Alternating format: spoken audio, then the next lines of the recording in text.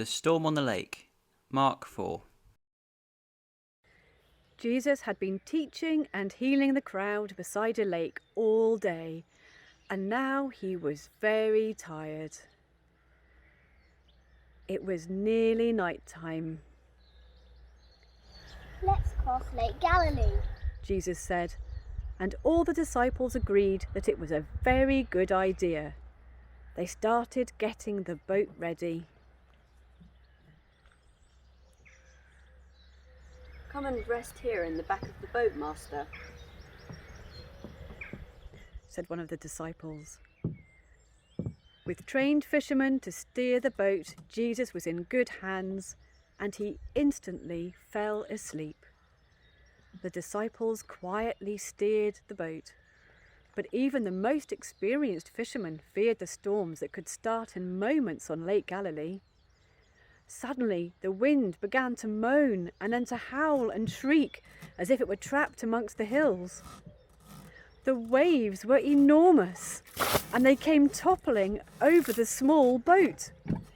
The tame lake had turned into a wild, snarling beast. The disciples worked as hard as they could to barrel out the foaming water as it swirled around their feet and legs. But more water just kept coming in, and they knew their boat was going to sink. They turned and saw that Jesus was still asleep. A disciple shook him by the shoulder.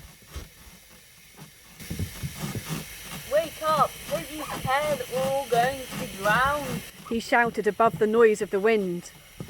Jesus stood up at once. He spoke directly to the wild wind. "Be quiet. He ordered. Then he looked out at the waves. Be still." He said to them.